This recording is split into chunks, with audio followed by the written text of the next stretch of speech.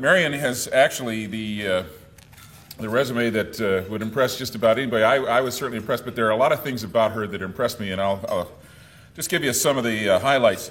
She's currently the President and Chief Executive Officer of the Aerospace Industries Association, which, for those of you who are not quite as familiar with it as some of the rest of us, represents the nation's leading manufacturers and suppliers in civil, military, and business aircraft, including helicopters, unmanned aerial vehicles, space systems, aircraft engines, missiles, materiel, and related components.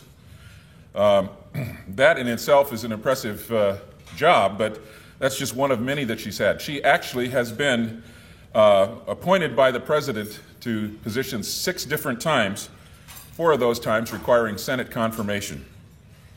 She served as both the chairman of the National Transportation Safety Board and the administrator of the Federal Aviation Administration. In the FAA role, she was responsible for managing 44,000 people and a $14 billion budget.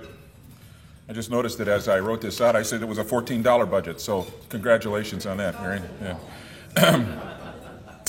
Under her tenure, the traveling public experienced a safer period of air travel than it ever has in its history. So while she was at the NTSB, she obviously was doing some things right. Prior to her tenure as the FAA administrator, and when she headed the NTSB, she improved the board's accident reporting process and strengthened its advocacy and outreach to promote safe travel in all modes of transportation. And that, too, is an impressive accomplishment. She also has served as the Transportation Department's National Highway Traffic Safety Administrator, which regulates the automobile industry, and has held key positions in the Department of Commerce, Education, the National Endowment for the Humanities, and the White House as well. From 1993 to 2001, she was the principal in Blakey and Associates, a Washington, D.C. public affairs consulting firm. And of course, I think that's impressive because I have a special spot in my heart for public affairs consultants. Just a little shameless plug there. Marion is a graduate of the Mary Washington College of the University of Virginia, and she did graduate work at Johns Hopkins University School of Advanced International Studies in Middle East Affairs. She's a member of Phi Beta Kappa and has received a number of honorary awards and degrees. Having said all that, I have to say that I couldn't help but be impressed by something she also told us at dinner last night. She's a native of Gadsden, Alabama, but she spent part of her childhood in Tupelo, Mississippi, where her grandmother taught music to one of the native sons, a young man by the name of Elvis Presley. Marion's interest in aviation may have actually been influenced by Elvis. She told us last night that she was she ate dinner in his private airplane, which, by the way, has been turned into a restaurant, so it wasn't like they were on a flight together. That didn't appear on her resume, but I think it's cool, so I mentioned it. So, Marion, we're extremely pleased to have you here with us today, and as Elvis would say, thank you very much for coming.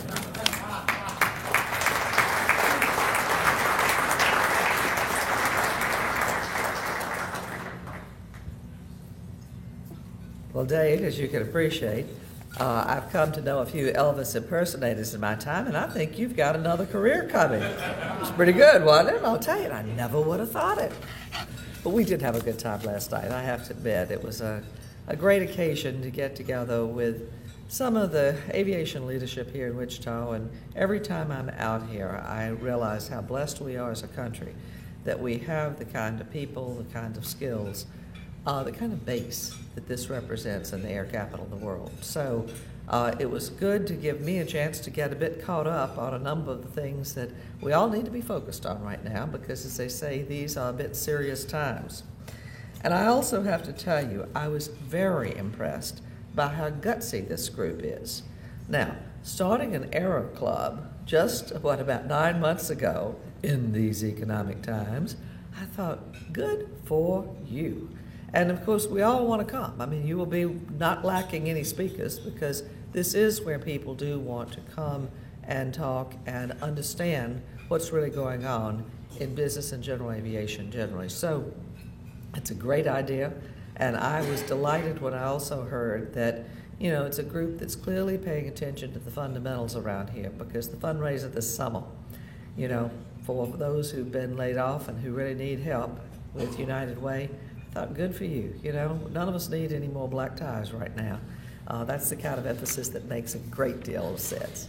So my congratulations on that launch, and believe me, as I say, we'll all be lined up to get a chance to come and participate here from time to time. I will tell you, I had a great experience just a couple of weeks ago in Wichita when Administrator Randy Babbitt came. Randy is an old friend, and I was delighted I had his counsel along with that of Russ Meyer on the Management Advisory Council for the FAA for 5 years. So it was a wonderful kind of circumstance to see him now in that role and out here. And I think it was a terrific visit. From what I heard from him afterwards, you all really showed him the right kinds of things to have this administration registering on what's important in terms of a phenomenal industry to our country, to our economy, to our way of life, that's been dealt a pretty damn hard punch. And it is important that we register in that way. I also think that he understood the tradition that you have in Bombardier's safety stand down.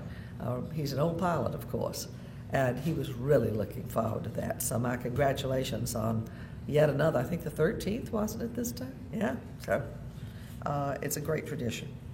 And I have to say also that, you know, as we're all here, I think that it's important to remember that the words, the air capital of the world, have a great deal behind them. Wichita has the distinction of producing more airplanes than any other place on earth. And I tell people that because I'm not sure that, you know, as I travel around the world, that that's always known. But it will become increasingly so because I'm also convinced that general aviation, business aviation, is going to be increasingly a global enterprise. And, you know, certainly the driver of a lot of this has been Cessna and Cessna Citation. 40 years, Jack? Wow. Yeah, 40th anniversary with the maiden flight, I guess, last month. So that's why it is particularly important that the policies in Washington recognize the importance of our homegrown aerospace industry. I've been at AIA now for about 2 years, and I have grown to appreciate how AIA is a nexus for industry. It's really a crossroads between all three of our major sectors: commercial, defense, and of course space, and that new quality of UAVs. So it's a lot of things that we bring together in terms of concerns and issues from, as I say, all those sectors. And I do hope to share a little bit of that experience with you this afternoon and whatever current insight I can bring from Washington. Sometimes that seems a contradiction in terms, doesn't it? Okay, well, what's on everyone's mind these days? Of course, it's the economy. Nothing new here. And it's certainly hard to put your finger on the pulse of all this because if there's one thing that experts certainly don't agree on, it's what's the shape of what we're facing. The W, the bathtub, the L. I mean, we're all hearing so much of this.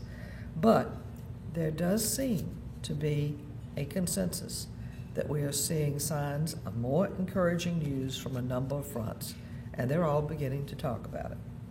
According to the National Association of Manufacturers in their Labor Day report they brought out just this last month, the United States has lost 2 million manufacturing jobs over the last 19 months, but it's forecasting an upturn over the next year and stronger growth for manufacturing. In 2011, through the 2014 period, which is their forecast period. NAM's word for the state of play is fragile, but nevertheless, it's an optimistic report, a positive report.